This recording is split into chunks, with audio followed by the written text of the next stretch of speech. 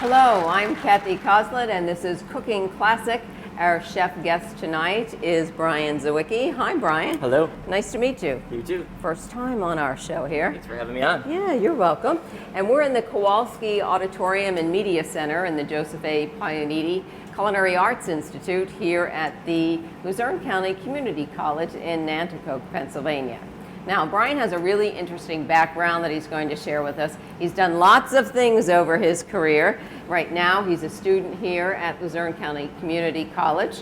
And why don't you tell us a little bit about your background? You started out as a science teacher, am I correct? Started out as a science teacher, yeah.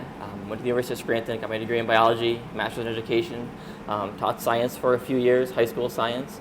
And so he's patient too, right? A little bit. All right, yeah, I have to be careful, all right. And then just cooking was what I always wanted to do, and decided that it was a good time in my life to come back. So here I am. Now, the other thing, personal training. You have to tell everybody about that. And he really wants to combine his healthy cooking, right, with personal training. Yeah, absolutely. Right now, I teach a variety of classes. I'm a class instructor, and I'm really passionate, especially from teaching in a variety of schools. I'm really passionate about childhood obesity and school lunches. So it's my goal in the future, hopefully, to combine my love of cooking and my love of personal training and fitness to teach people really how to live a healthy life without sacrificing on flavor and all that other kind of stuff that people think you have to give up, which you really don't. Now, do you think children, even though there's a problem with childhood obesity, the kids today do tend to like more different foods, like chickpeas, that maybe we didn't really care to eat when we were growing up? I think to an extent. I mean, Okay. I think children are a big target market for a lot of junk food out there. But to a degree, I think people are getting more adventurous in general in terms of what they're willing to try. Okay. So why did you pick Mediterranean Chick Pea Stew? I'm a vegetarian. I've been for 7 years. Wow. And I thought this would be a great way for people who are thinking about having Meatless Monday. Mm-hmm. It's a great dish to make for the family. It's really flavorful. It's packed with a lot of very colorful vegetables, which are really high in antioxidants. It's got some really nice Eastern spices in it, which are really high in anti-inflammatories. So also, again, really good for you. Very low in fat, very high in flavor. Okay. All right, when we return, we're going to get started on this Mediterranean Chick Pea Stew. We're going to take it step by step. Stay with us.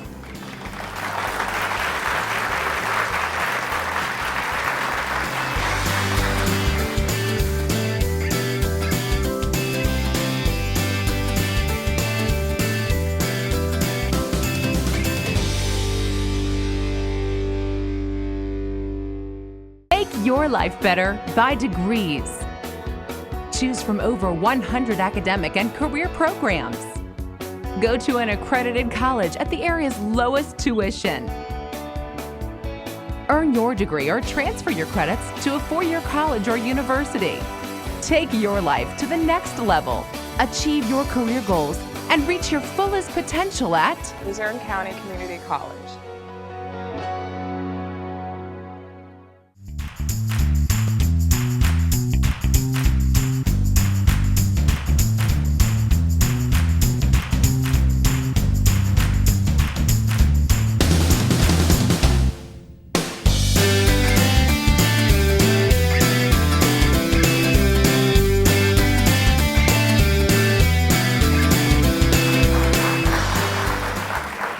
We are back to Cooking Classic. I'm Kathy Coslett, and this is Chef Brian Zywicki, and he is making Mediterranean Chick Pea Stew. And first off, we're going to talk about roasting garlic. Roasting garlic, yeah, really important. Adds a lot of flavor. A lot of people don't like garlic. When you roast it, it really tends to bring out the sweetness and mellow out the flavor of garlic. So I'm going to show you how to do that really quick first. Just have a small head of garlic here. Don't really want too much in this dish. Simply going to cut the top off of it. So is it the sweetness that you're really looking for in this dish that probably, I'm going to guess, looking at the spices, is a little bit spicy on the spicy side? It is a little spicy, yes. Okay. It's a little bit spicy, but not overly. Okay. So simply cut the top off the head of the garlic, a little bit of tin foil. Just stick it right in the middle of tin foil. Add a little bit of olive oil. Not too much. just enough to cover it, let it soak a little bit. Gonna wrap it up like a little package, like a little pouch. We're gonna stick it in an oven at about 375, 400 degrees maybe. I have one in here that I already did earlier. I'm gonna let that sit aside for a second. We're not ready for that yet. Okay. Just let it sit aside to cool a bit so we can work with it. And you'll see when it comes out, it's totally different from anything you're used to. The next thing we're gonna do is I'm gonna show you how to slice the pepper up properly. Simply slice the top off of it. Slice the bottom. Make a nice slit right down the side. And then we can run our knife right around. Oh, how about that? Get all those gills out. Comes out, all the seeds and everything. That was really a lot less messy Absolutely, and the than seeds the don't way go everywhere. I've right? done that. So then we could just cut this in half, and all I want to do is simply julienne this pepper up, which means just cut it into little strips like matchsticks. And now you're really using sweet peppers. I'm using, this is sweet, Okay. yes. We're going to incorporate some hot peppers in here too, but we're going to start with some sweet bell peppers. The other reason I like this recipe this time of year is I purchased all these ingredients, except for the chickpeas and crushed tomatoes, from the farmer's market. Okay. Great time of year to do that, a lot of flavor, really fresh. So simply going to... So can this be made in advance, leave in your refrigerator for a few days? You're Absolutely. planning some ideas for the week? Actually, this, I think, personally gets better with time. You let it in the fridge. I personally think it Yeah, that's picks really those flavors up a typical, little isn't more. it, about is. stews and sauces? This is a bigger onion. If it was smaller, I'd probably use the whole thing, but I'm going to cut this guy in half. We're just going to slice them into kind of half moons here. Okay. That's all we're going to do with it. We're not going to dice them up. Another big thing, I think it's really important to use a cast iron pot when you're cooking stews and chilies and stuff like that. Because it's so heavy, things tend not to burn in there. So I have a little bit of olive oil already in the bottom of my pan. Simply take my onions, add them in. So that really is so much better that they're half moons, honestly, instead of having to stand there and chop them real small. Absolutely. And do you like that for the texture that it I like it for the provides? texture and the appearance, Okay. yes. Peppers go in. I have a variety of peppers. Red peppers, yellow peppers, it all goes in. This is 3 peppers, all in. It's going to start sauteing in here. Going to sweat them out a little bit over some medium heat. At the same time they go in.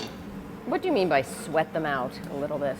You're just going to cook them for about 5 minutes. Just unless they start breaking down. You see the onions will get Okay. translucent. They'll release some juices, some moisture in there. That's really all we're looking for. We're going to add maybe a little bit of caramelization, a little bit of color, but not too much. I also have here just a little pepper. You would cut it up the same way as I did the big one, except this is a dice. This is a hot pepper. If you don't like hot peppers, leave it out. If you like hot peppers, add a second one in. It's totally up to you. If you like it hot, leave the seeds in the pepper. If you don't like it hot, take the seeds out. The hot pepper was not quite as hot as a jalapeno, more like an Anaheim pepper. So we're just simply going to let these saute in here a little bit. I tend to not add any kind of seasonings like salt or pepper until the end. And generally speaking, in addition like this, because I'm putting in canned crushed tomatoes, that usually has some sodium in it, I don't usually add sodium. If you like sodium, when you're eating it, you could add it in I was yourself. just going to say that's really something people can do on their own, isn't it? Absolutely. Instead of risking the chance of destroying the dish. Absolutely, because once there's too much salt in, you can't take it back out. But you could always add it in later. So let these. So that's looking pretty good over there. It is, and it cooks. It cooks pretty quick, and especially having this nice heavy bottom pan, it's really going to help transfer the moisture, heat. I'm sorry, nice and evenly to bring the moisture out of these. I was surprised really at how quickly you told me you could put this together and you could complete it. When I think of stew, I think of something that has to be sitting on the oven or sitting on the stove rather for a long time. I think part of it is there's no meat in here. Okay. Right, so we're not using any kind of meat that needs a long, slow cooking process here. Okay. So this is like one of those kind of 30-minute meals kind of thing. You could have it, come home from work and have it ready and on the table in 30 minutes. So we're gonna let those saute a little bit. The next thing I'm gonna do, got spices here. I'm gonna put them in before I add anything else because I like to toast them a little bit. I have some paprika, turmeric, cumin, and some brown sugar for a little bit of sweetness there, just to balance the acidity and the Are spiciness. some of these spices from the same family, basically, or not? No, no. not at all. Cumin come from little seeds. Turmeric is more like a pod. Okay. And paprika is from peppers.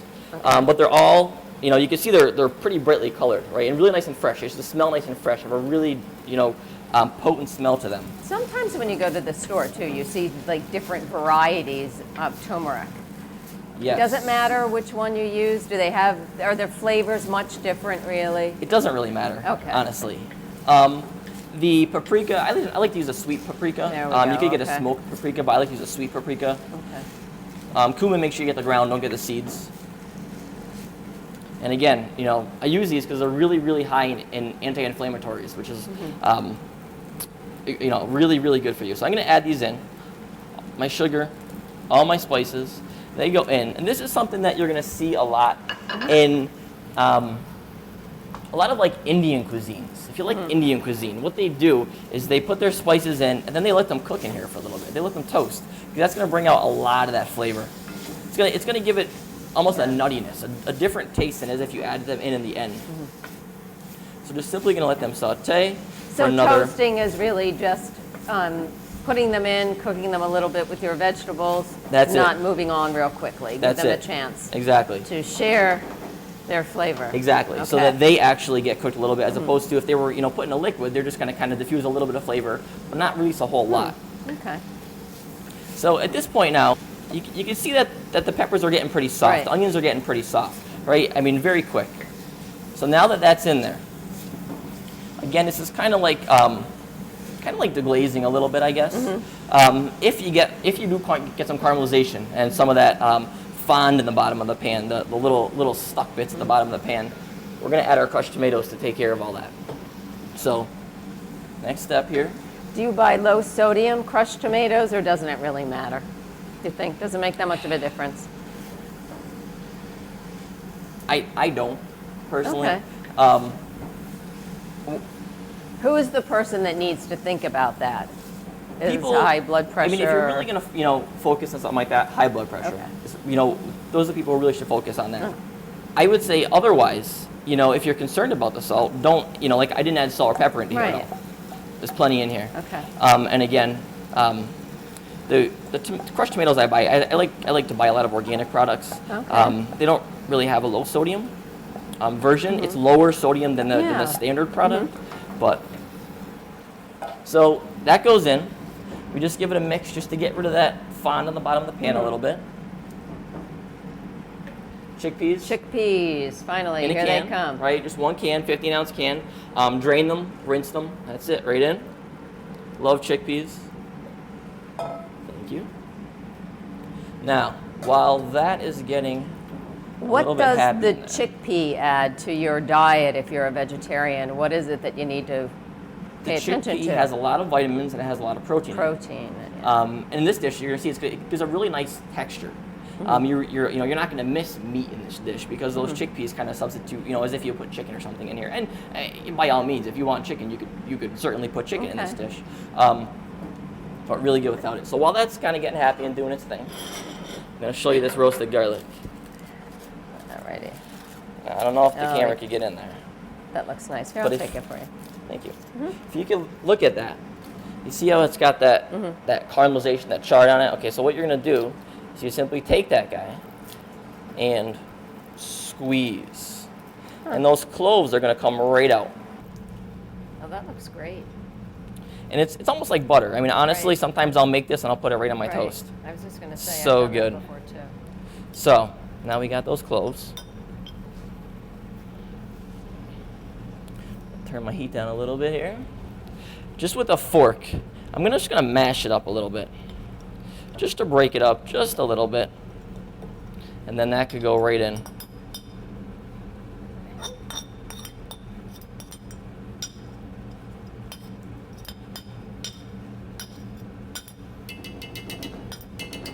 Just mix it through. Next thing I'm going to add, I zested one whole entire lemon. Whole entire lemon, zest it. Okay. Lemon zest goes right in.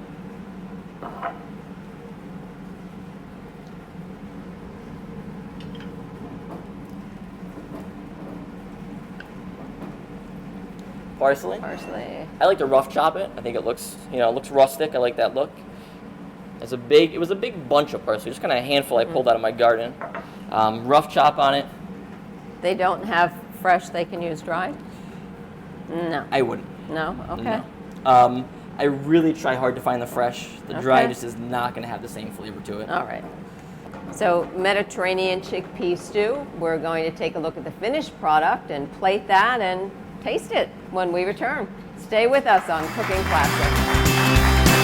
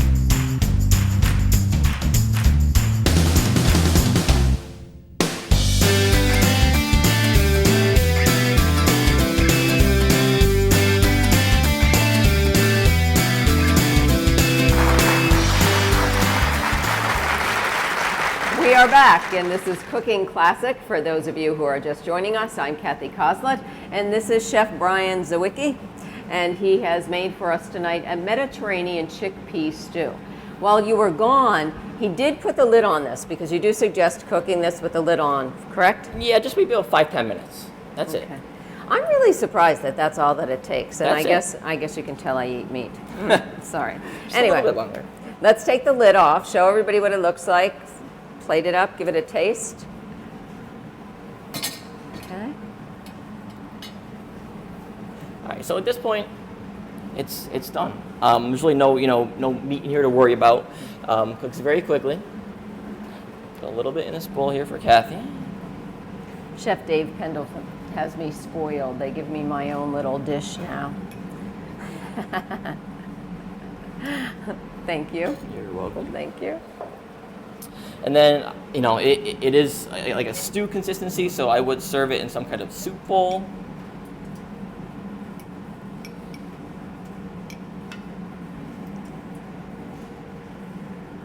Oh, this is incredible. Thank you. So All usually, the vegetable flavors are magnificent. and the spices It really come is out, good. don't they? So again, I serve it like that. A little bit of rustic chopped parsley on there. Okay. And because there's lemon zest in it, I like to put a little twist of lemon right on the top. And I typically serve this with something crunchy, like your favorite bread or baguette or pita wedges or something like that you grill off a little bit. But that's totally up to you. Sometimes we just like it just like this without anything else. Okay. Now this can be lunch, dinner, whatever you choose. This could be whatever all you up to choose. you. Yeah, Okay. absolutely. That's wonderful. Now, when people are eating like this and they're also working out with you, you're the trainer, you're the science guy, are they keeping a food diary? What are they doing? Food Along the diary. way? Food Yeah. diary. Accountability is A truthful key. food diary. Truthful one. You need to be accountable. Absolutely. All right. Thank you so much. It was a You're pleasure welcome. meeting Thank you. and thanks for sharing your Mediterranean chickpea stew. Thank you. You're welcome, and I hope you'll come back. It was Absolutely. a pleasure. And we hope you'll join us again next time, too, for Cooking Classic.